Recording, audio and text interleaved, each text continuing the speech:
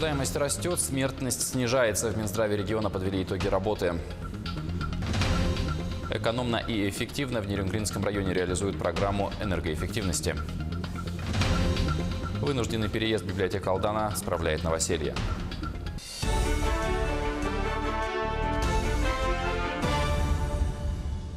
В студии Павел Танин. Здравствуйте. Владимир Путин инициировал изменения в Уголовном кодексе. Теперь за преступления в сфере госзакупок можно получить 12 лет тюрьмы. В кодексе появились новые статьи: злоупотребление в сфере закупок товаров и подкуп работника контрактной службы. Их уже приняла Госдума. 18 апреля их рассмотрят на пленарном заседании Совета Федерации. Тем временем в Вилюйском районе уголовная ответственность грозит депутату районного совета. Его обвиняют в хищении бюджетных средств на сумму более 10 миллионов рублей и хищении денег кооператива «Халбакы» в размере более 7 миллионов. Он участвовал в аукционе по продаже квартир по программе переселения из аварийного жилья, выиграл контракт на строительство многоквартирного дома, а средства потратил на личные нужды. В Совете Федерации постоянно проходят дни регионов страны. Представители субъектов встречаются с сенаторами и принимают участие в работе комитетов Верхней Палаты парламента, где есть возможность обсудить важные для отдельно взятого региона вопросы. Подробности нынешних дней у наших корреспондентов. В рамках Дней Мурманской области, которые проходят сейчас в Совете Федерации, на расширенном заседании Комитета по социальной политике рассматривался вопрос об особенностях организации медицинской помощи в субъектах Российской Федерации, входящих в состав арктической зоны. Проблемы, имеющиеся в данной сфере, обозначила губернатор Мурманской области Марина Ковтун. Одной из главных проблем системы здравоохранения Мурманской области является недостаток врачебных кадров. По данным за первый квартал этого года нам требуется 773 врача. Я вышла с инициативой о реализации программы «Арктический доктор», которая была поддержана президентом Российской Федерации Владимиром Владимировичем Путиным 2 ноября прошлого года. По аналогии с программой «Земский доктор» она направлена на поддержку врачей, которые переезжают работать в арктическую зону Российской Федерации. Было отмечено, что с подобными проблемами в области здравоохранения сталкиваются многие жители северных и арктических регионов.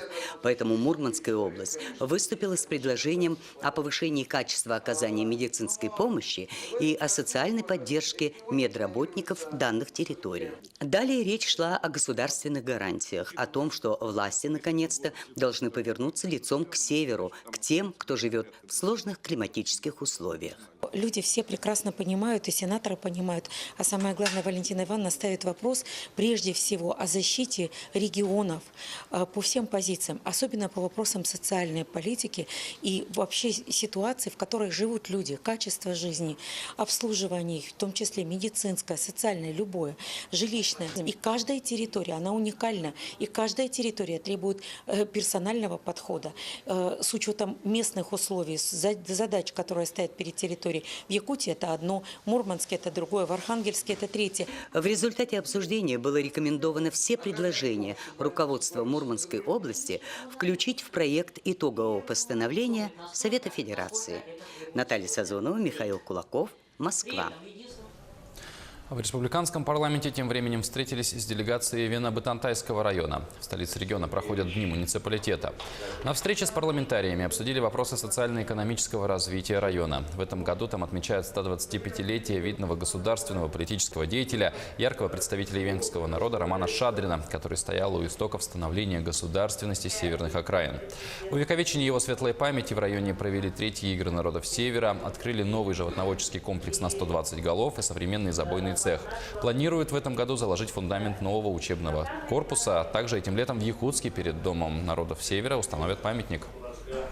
В 2016 году, 17 мая, под номером 456, вышло распоряжение главы республики о праздновании 125-летия Романа Ивановича Шадрина.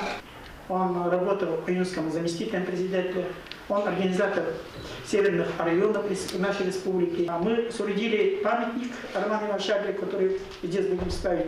Это по Чернышевского, Дом народа Севера. И в родном Лусе мы тоже бронзовый бюст соорудили. И вот этот бюст тоже перед школой будем ставить. В Якутии сохраняется высокий уровень рождаемости и низкая смертность по сравнению с другими регионами страны. Об этом сообщил министр здравоохранения Якутии Михаил Охлопков. По его словам, в целом показатель рождаемости в регионе снизился, но при этом он на 26% выше, чем по России. Снизилась рождаемость в Якутске и практически во всех районах республики, кроме Анабарского и Мирнинского, где наблюдается рост. Охлопков также проинформировал, что численность подросткового населения снизилась на 13%, женское население увеличилось почти на 1%, но несмотря на это, численность женщин фертильного возраста уменьшилась на 6,5%. Мы впервые в этом году, вообще за всю историю Якутии, мы снизили младенческую смертность даже ниже, чем показатель по Российской Федерации и Дальневосточному округу. У нас всегда были высокие показатели младенческой смертности. Ветераны Великой Отечественной войны получат квартиры до 9 мая. В этом году в республиканском бюджете для этого выделили чуть больше 4 миллионов рублей. На эти средства до 9 мая жилье получат 2 вдовы войны, которые предоставили в Минстрой все необходимые документы. В прошлом году на жилье ветеранам выделили почти 14 миллионов из средств федерального бюджета и 6,5 миллионов из бюджета республики. На эти средства квартирами обеспечили 8 ветеранов. Рассчитывается, исходя из стоимости 1 квадратного метра, утвержденного Минстроем России, грубо говоря, на сегодняшний день 50 тысяч рублей за квадратный метр, и норматива предоставления жилья именно для ветеранов и членов семей умерших, погибших ветеранов Великой Отечественной войны, это по нашему нормативно-правовому акту 45 квадратных метров.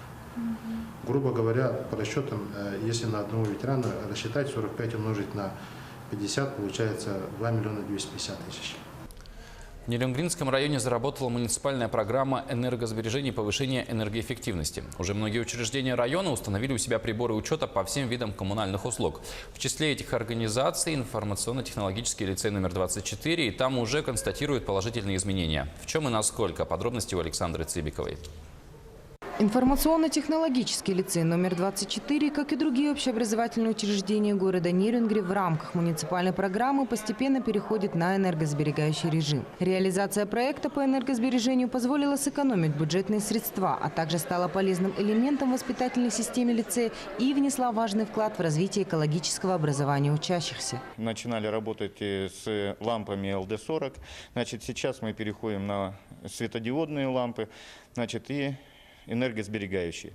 Первая замена ламп у нас производилась вот в данном помещении, это актовый зал, при ремонте крыши. Совместно с реализацией проекта началась работа по привитию навыков экономного расходования электроэнергии, направленная на учеников начальных, средних и старших классов. Учащиеся вместе с учителями и работниками школы проводят анкетирование, следят за состоянием температурного режима в кабинетах и за работой электроприборов. В коридорах лицея установлены шумовые датчики света. В кабинетах начальных классов, холлах, актовом зале и больших аудиториях энергосберегающие и светодиодные лампы.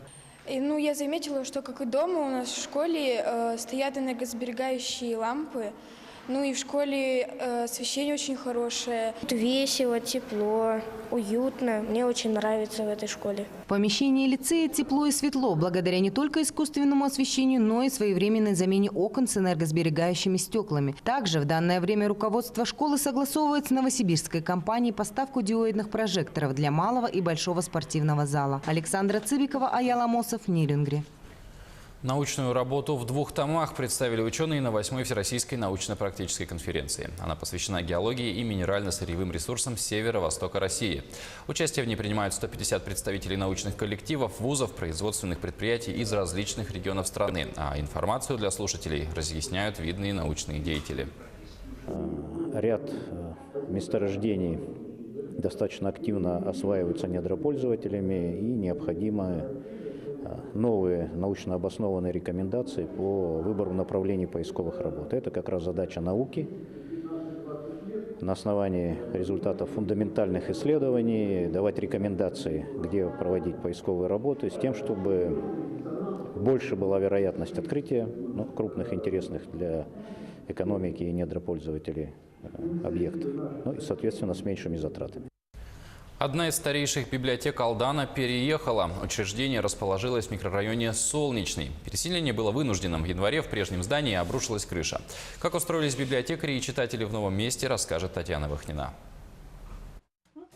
Библиотека семейного чтения РЛ отметила новоселье. Теперь она располагается в клубе микрорайона «Солнечный», где занимает один из небольших залов. Переехав из центра города в отдаленный микрорайон, читателей РЛ, что в переводе означает «надежда», не потеряла. Напротив, картотека становится больше.